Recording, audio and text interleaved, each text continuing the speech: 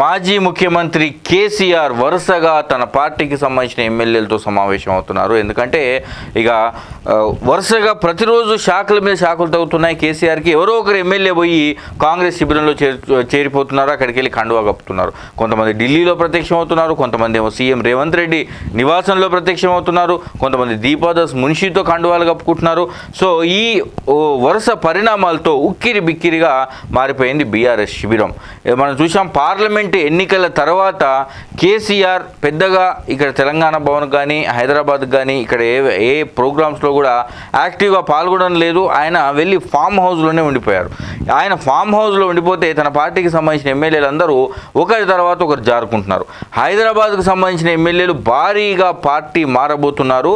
దాదాపుగా బీఆర్ఎస్ పార్టీకి సంబంధించినటువంటి 20 నుంచి 25 మంది ఎమ్మెల్యేలు కాంగ్రెస్ గూటికి చేరబోతున్నారు. మొత్తం బీఆర్ఎస్ ఎల్పీ శాసనసభ పక్షం విలీనం కాబోతుంది అనే ఒక వార్తలు బలంగా వినిపిస్తున్న సందర్భంలో మాజీ ముఖ్యమంత్రి కేసీఆర్ వెంటనే అలర్ట్ అయిపోయారు. అందుబాటులో ఉన్నటువంటి అందరు ఎమ్మెల్యేలతో వరుసగా సమావేశాలు నిర్వహిస్తున్నారు. సో నిన్న కూడా కొంతమంది ఎమ్మెల్యేలు మాజీ ఎమ్మెల్యేలతో ఆయన సమావేశం అయ్యారు.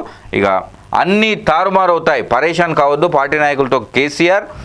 అధినేతను కలిసిన ఉప్పల్ ఎమ్మెల్యే లక్ష్మారెడ్డి పార్టీ మారుతారన్న ఊహాగానాల నేపథ్యంలో ప్రాధాన్యం సంతరించుకున్న భేటీ.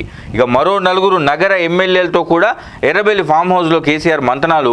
మైపాల్ రెడ్డి చూపు బీజేపీ వైపు. కమలంగూటికి పటాన్చెరు ఎమ్మెల్యే ఈడీ తనిఖీలతో ఆందోళనలో బీఆర్ఎస్ నేత ఢిల్లీకి రహస్య టూర్. బీబీ పాటిల్తో భేటీ. ఎమ్మెల్యే వెంట సంగారెడ్డి బీజేపీ నేతలు. ఇక ఇది పరిస్థితి. రాగిడి లక్ష్మారెడ్డి రీసెంట్గా జానారెడ్డిని కలవడం, ఆయనకు పుష్పగుచ్చ ఇవ్వడంతో ఉప్పల్ ఎమ్మెల్యే రాగిడి లక్ష్మారెడ్డి పార్టీ మారబోతున్నారు అనే వార్తలు వచ్చినాయి. ఇక నిన్న రాగిడి లక్ష్మారెడ్డి కూడా కేసీఆర్ని కలిసిండు.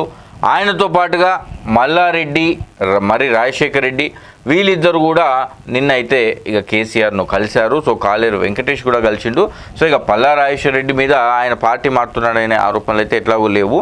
అయితే రాగిడి లక్ష్మారెడ్డి పార్టీ మారబోతున్నారనే ఊహాగానాలు వచ్చిన నేపథ్యంలో ఆయన ఎర్రవెల్లి ఫామ్ హౌస్కి వెళ్ళడంతో మరి చేరుతున్నాడా లేదా అనే విషయంపైన ఇంకా క్లారిటీ అయితే లేదు. మరోవైపు మైపాల్ రెడ్డి, పటాన్చెరు ఎమ్మెల్యే మైపాల్ రెడ్డి చాలా రోజులుగా ఆయన మీద ఈడీ రైడ్స్ జరుగుతున్నాయి.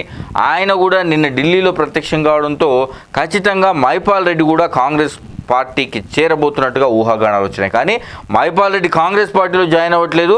తాజాగా అందుతున్నటువంటి సమాచారం ప్రకారం మైపాల్ రెడ్డి బీజేపీ గూటికి చేరబోతున్నట్టుగా మనకు తెలుస్తోంది. సో ఇక మొత్తానికి ఇక నిన్న కేసీఆర్ అయితే తన పార్టీకి సంబంధించిన ఎమ్మెల్యేలకి ఒక భరోసా ఇచ్చిండు. ఎవ్వరూ ఆందోళన చెందొద్దు, కొన్ని రోజులు ఓపిక పట్టండి, అన్నీ తారుమారు అయితే మళ్ళీ మనకు మంచి రోజులు వస్తాయి అని చెప్పే ప్రయత్నం చేసిండు. ఒక 6 నెలల్లో మొత్తం తారుమారు అవుతుంది. కాబట్టి మీరెవ్వరూ తొందరపడి నిర్ణయాలు తీసుకోవద్దని తన పార్టీ ఎమ్మెల్యేలకి సూచించిండట. మరి ఆ కేసీఆర్ మాటలు ఎంతమంది ఆలకిస్తారు, ఎంతమంది బీఆర్ఎస్ పార్టీలోనే ఉండబోతున్నారు అనేది మనం వేచి చూడాలి.